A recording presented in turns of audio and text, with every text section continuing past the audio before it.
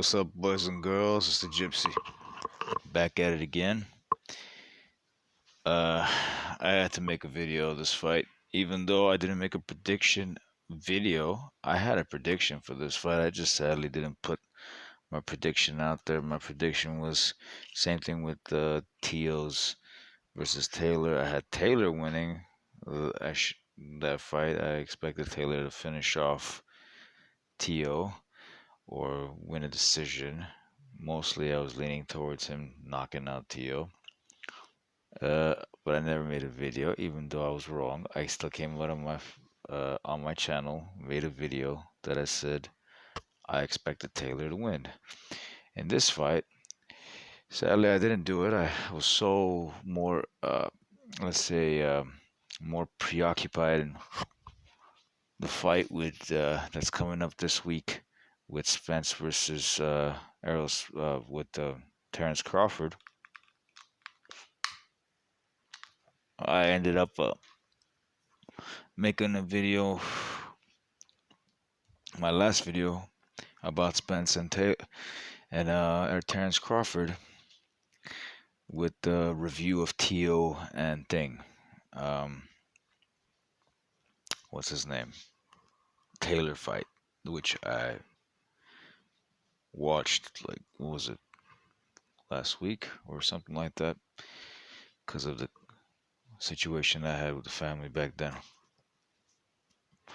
Still do, but it's whatever. It's back. Let's talk boxing. After watching this fight, bro, I can tell you this much. As much as I don't want to admit it, because I like Inoue, but my pound for pound number one has been, what's his name? Bivol for a moment, for quite a bit of time actually. I'm gonna say Inoue is 100% pound for pound number one for me, and I'm gonna explain you why. It's not about the fact that he knocked out a guy a division higher. It's about the fact that he knocked what he did to get to that point. It's about what he did to get to that point. He the conditioning that he did on Fulton. It's not, and the thing is, this fight shouldn't have made him pound for pound number one in people's eyes. This guy was not the guy. Oh yeah, my prediction was by the way, 7th to 11th, Inoue is gonna knock him out, and it came out to be right. Even though I didn't watch it live, I watched it afterwards because I was at work today, and yesterday, it's morning time for the fight. I didn't want to. I wanted to sleep so I can go to work. Anyways, so yeah, it's the conditioning. The conditioning factor of the fight is what he conditioned Fulton in certain shots, like not like all great fighters should, all talented, skilled fighters should. Oh, I'm gonna throw the body shot. I'm gonna throw the body shot. Oh, okay, now more body shot. I'm gonna shoot to your head. I'm gonna jab you to the face. I'm gonna jab you to the face. Body shot wise, jab to the spear jab to the body. Spear jab to the body. Spear jab to the body. Nope. Now I'm gonna jab you to the face. That after he throws off Fulton. Fulton can't predict when the next shot's coming up.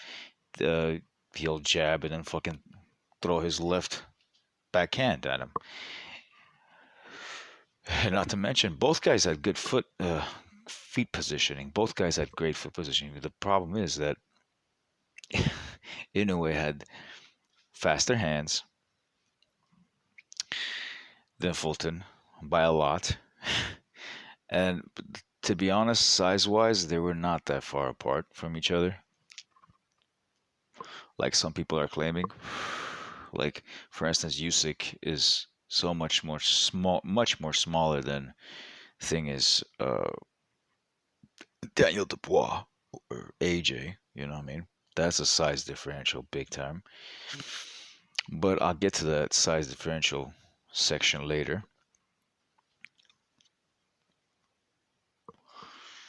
See, thing is, it's it's the fact that he set him up from the beginning of the fight, from the round one. And by the way, Fulton didn't win a single goddamn round. He didn't win a single goddamn round against Inoue. Not a single round. Dominating, dominating. This is what dominance is, realistically. The ultimate form of dominance is what Inoue did to Fulton yesterday. He set him up initially. The first shot he landed was the body shot, speared, jab to the body, right? And then he moved up to the head, started working on the head. The best shots that Fulton landed was probably in the fifth round and the seventh round, and he still lost those rounds. He only landed one good jab, real good jab in the fifth round, and one good hook somewhere in the seventh. And that was it. That was it, man. That was downright amazing how good, in a way, set him up with everything. They talk about Shakur Stevenson, bro. Shakur should. Shakur should. Oh man, this generation talent. This is the generation talent, bro. This is the guy. You know what I mean? This is the dude. You know. Inoue is the man. Number one, pound for pound. No question. He threw the body shot. He set him up and then changed it up. And then when he got to that eighth round, he went back to the fucking body again. He was still working on the body every now and then, but he already got it like prepped up of how he's gonna do it. He shot him on the body three more times, and then did the body followed with the fucking backhand left straight down the pipe, then flew in, hit another fucking left, put him on his ass. That is beautiful, but but this is not. People shouldn't be impressed by this victory of Inoue, even though I said he was gonna win. Don't mean shit, man. You still gotta, no matter who you think is gonna win a fight, you still gotta see a fight, right? And he proved to be the victor. The impressive factor wasn't this fight from Inoue. The impressive factor was him beating Donaire. And I'm gonna explain you why. Him beating Donaire is more of an impressive victory than this fight. Donaire, much more of a veteran, a Hall of Famer in his own right. He's definitely 100% Hall of Famer. If they don't put him, if he's not going to be a Hall of Famer, I don't know what the fucking boxing world is thinking. I think everybody admits that he should be a Hall of Famer. Donaire. Nonito Donaire.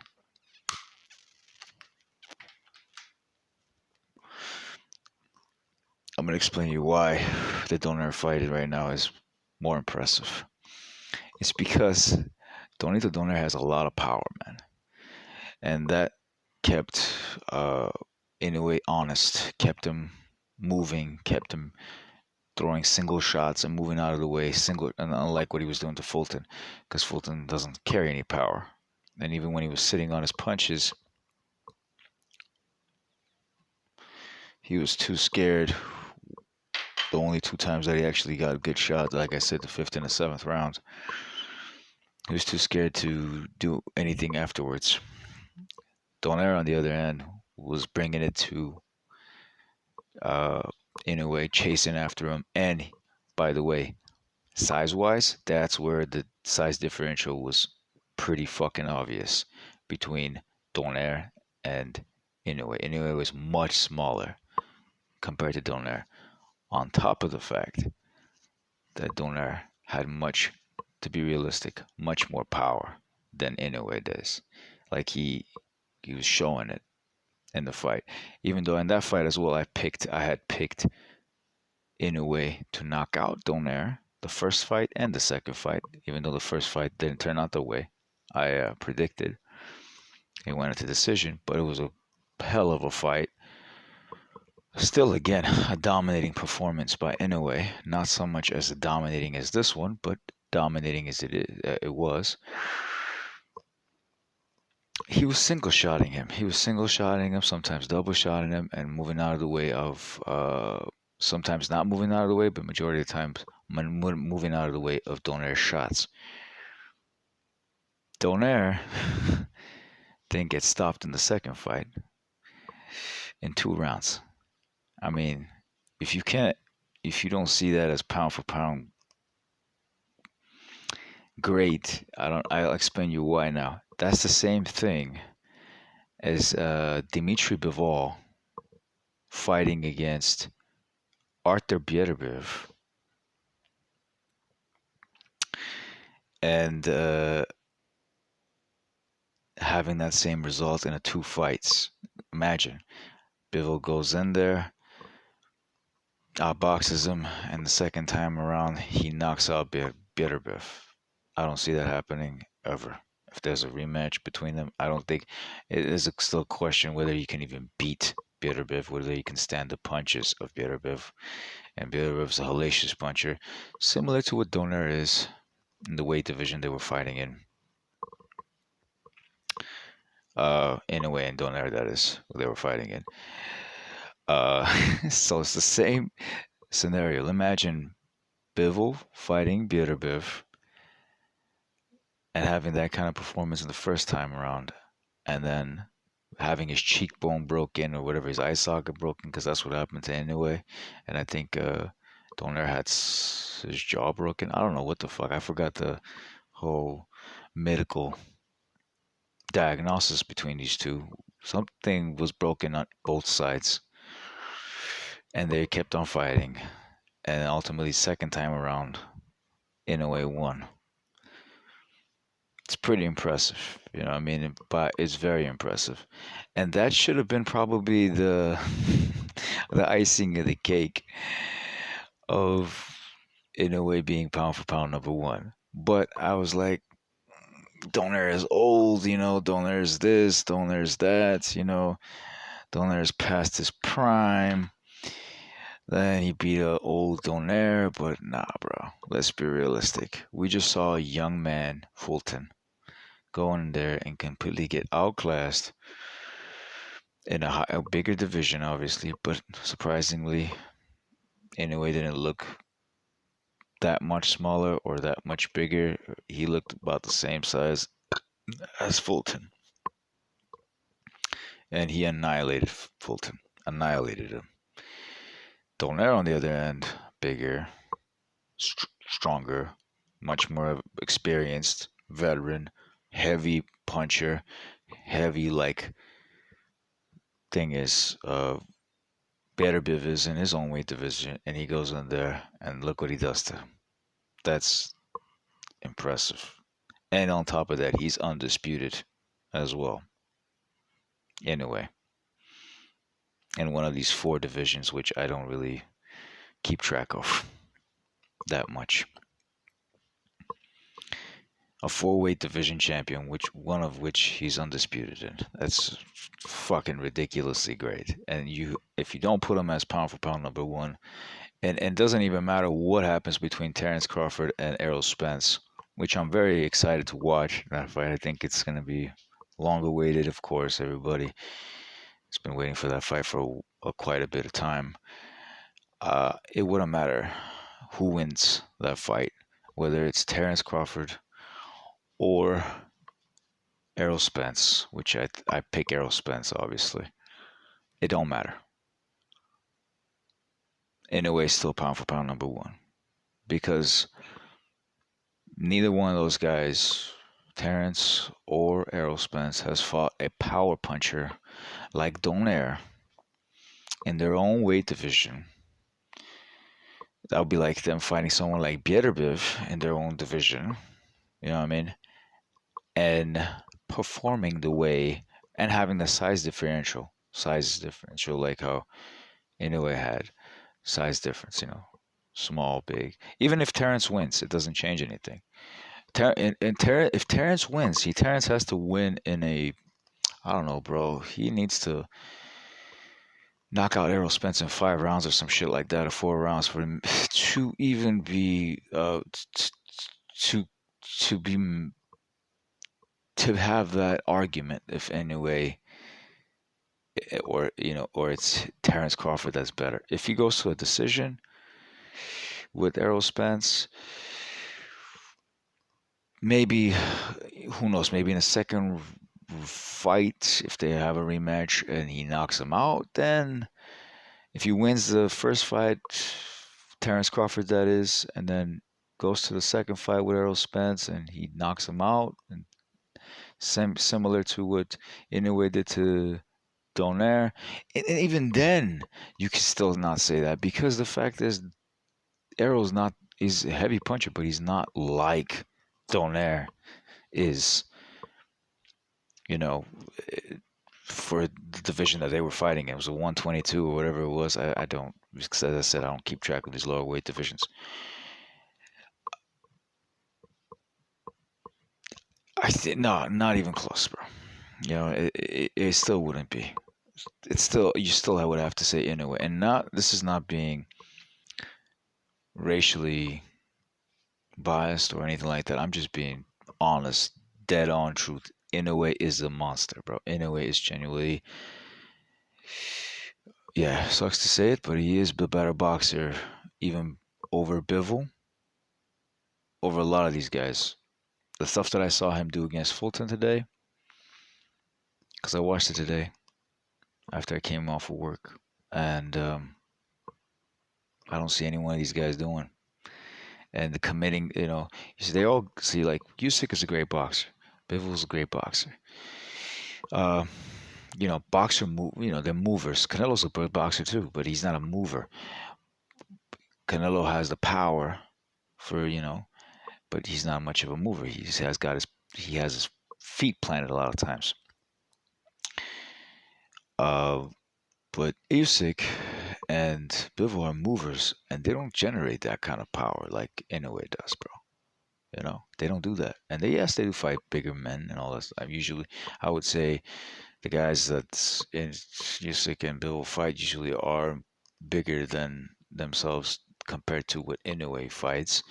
Inoue is usually close to the size and all that kind of stuff. But Donaire was not so much. Donaire was a heavy puncher. And same thing could be said, let's say, if Beterbiev fought Bivol, right?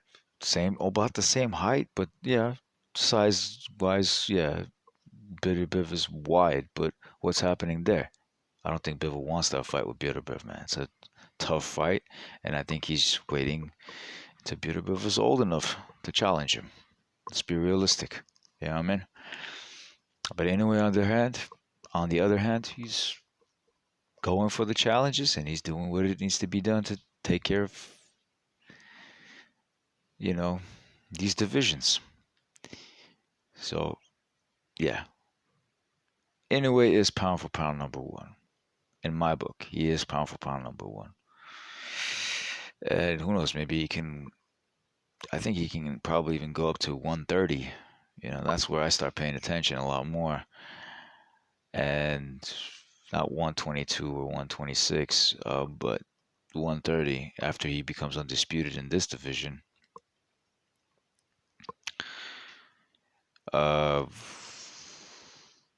He can go up to a max, I think, maybe 130. Shit, even probably 135. I can probably see him, not 135, sorry. 130 is the max, not 135. I don't see him going to 135. But 130, I can see him going. Maybe challenging Gary Russell. That'd be a nice one to watch, which I think he'll fucking annihilate, honestly. It'd be more impressive if he goes up to 135, but I don't think that he's going to go up there. I think 130 is going to be his peak, but you never know with this dude. I mean, at one point goes 12 rounds with Nonito Donaire, a heavy puncher like that, and then knocks him out in 2 rounds the next fight, bro. It's just crazy. Yeah. And honestly, the way he's moving, he's already better than Pacquiao when Pacquiao first started. He's already better than Pacquiao when Pacquiao first started. But if the way he's moving and if he at least goes up to 135, and I think you'll have a better, for sure, have a better resume than, and he does what he's doing over here in this in these divisions up to 135. 130 and 135. Man, shit, we'd be talking about Inoue being overall career being better than Pacquiao's. It's crazy, right? But yeah, it's not that far out. I will say that. Not that far out, bro. Not that far out. I'm being realistic here and being genuine. Yeah, I didn't make a video on this. I kind of on this fight before it actually happened. I was like, for me, it was already a foregone conclusion of why I picked uh in a way. Initially, when this fight was announced, I wasn't too sure who was gonna win, but after I watched a few fights with Fulton, the Figueroa Roman fight, and I noticed that Fulton is not gonna be able to hang with Inoue. This guy had a fucking broken jaw and all this kind of stuff, and he was still whooping ass in a way that is. So and Fulton is the type of guy that he's not much of a clincher, but he will clinch when he's tired or whatever, and I've seen that shit, and that's not gonna work with someone like Inoue. Similar to Spence. Spence doesn't clinch off. He doesn't really clinch. Neither does Bivol. Neither does Golovkin. Neither does Canelo. Some of these fighters do not clinch, and those are like elite. To me, these guys have good conditioning. Good, maybe not so much, not always with the conditioning, but majority time with the conditioning, and also majority time also with the veteran level skills. They know how to compose themselves, not to get too nervous, so they don't deplete their energy. So they have to resort to clinching. You know what I mean? And you would say, "Oh, what about Tyson Fury, your favorite fighter? He clinches a lot of times. Yeah, he clinches, yes, but he can choose not to clinch as well because that guy has conditioning like crazy as well.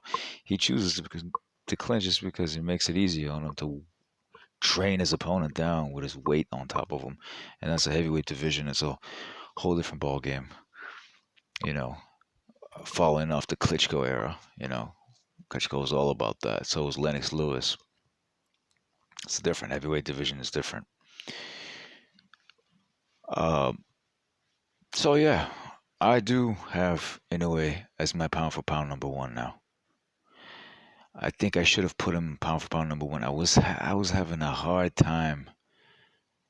It was like, should I put Inoue or should I put Bivol?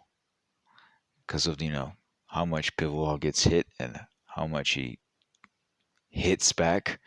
The ratio he had the highest. But now, after seeing his performance with Fulton and backtracking with Donaire, I'm like, no way, no way, you know. And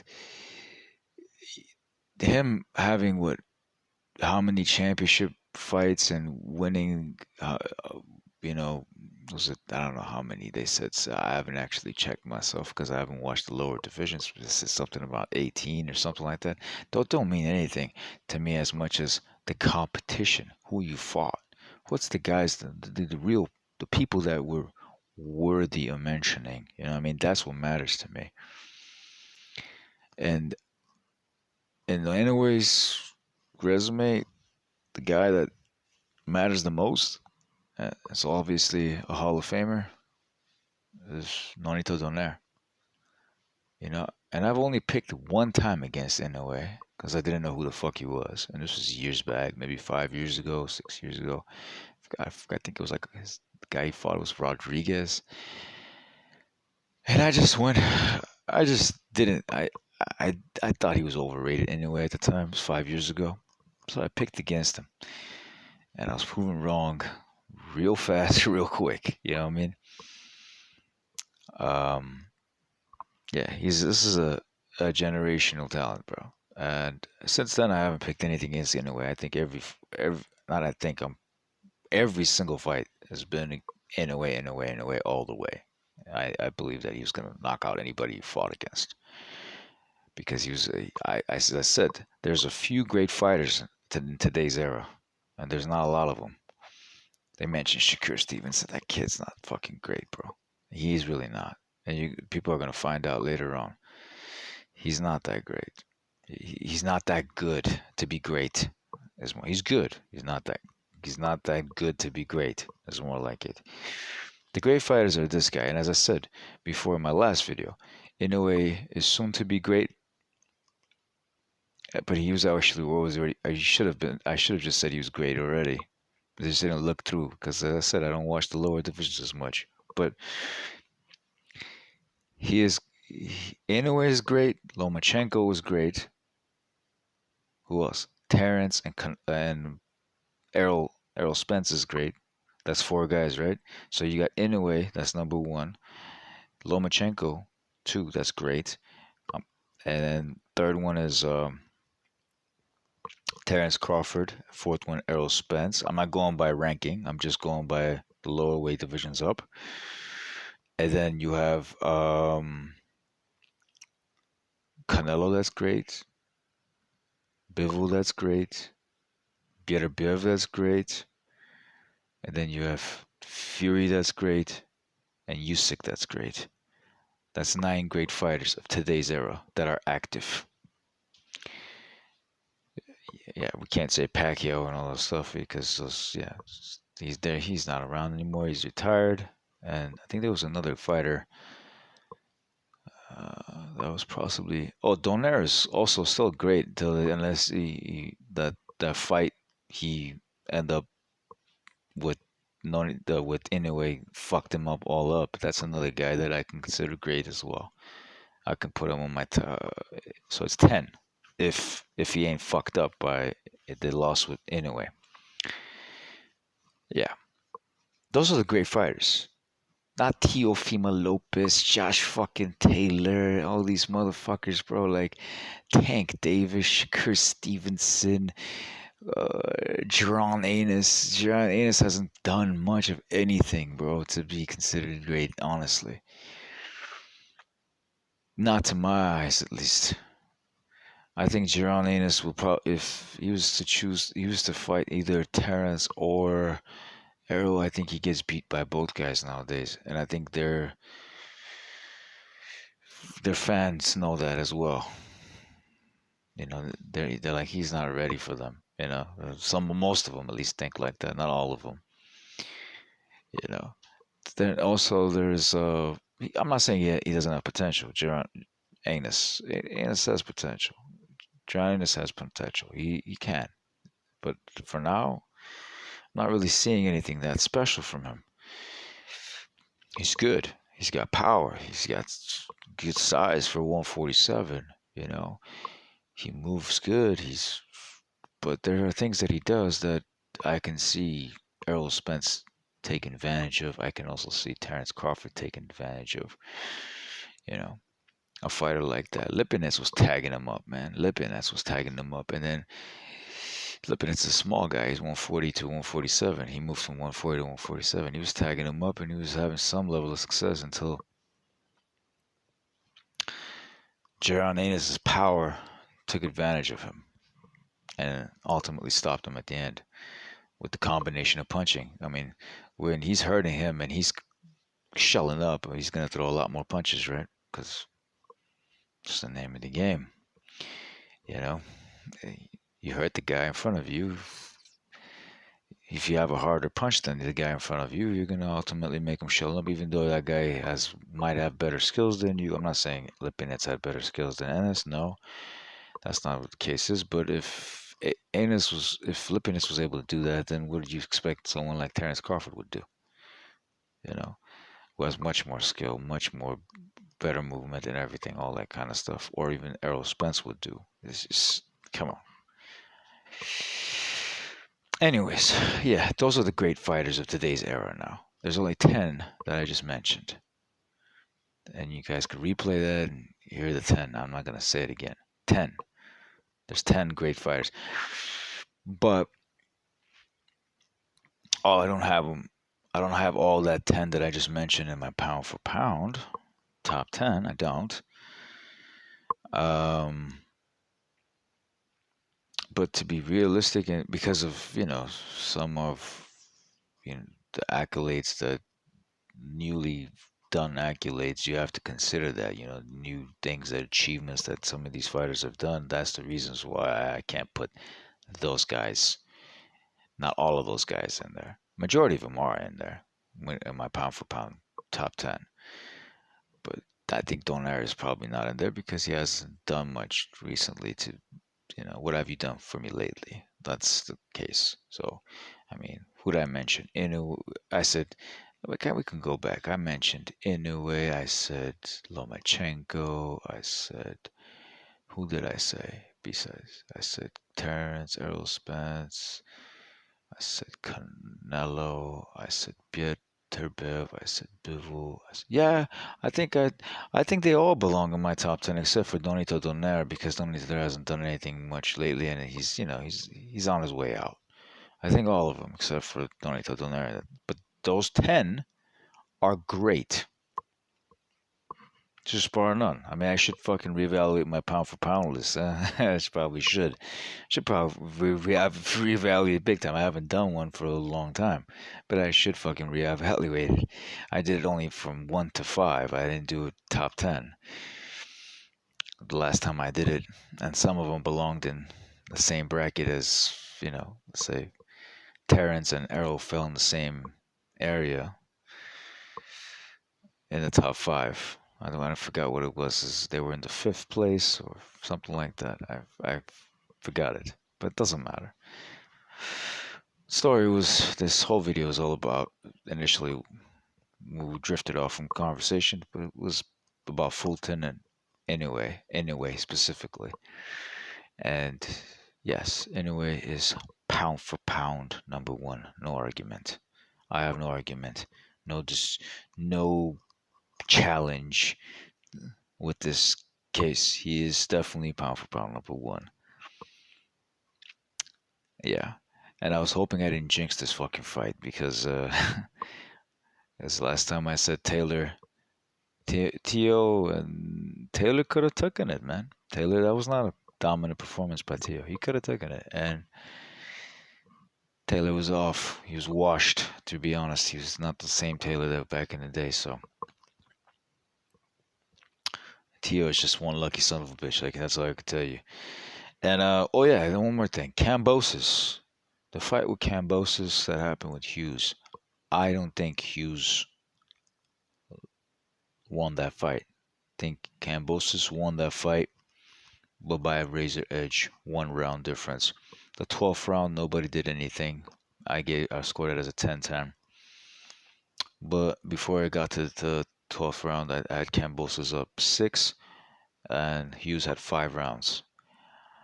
And he edged it out. But since it was a close fight, I have no problem with people saying it was close, but I think Hughes edged it out.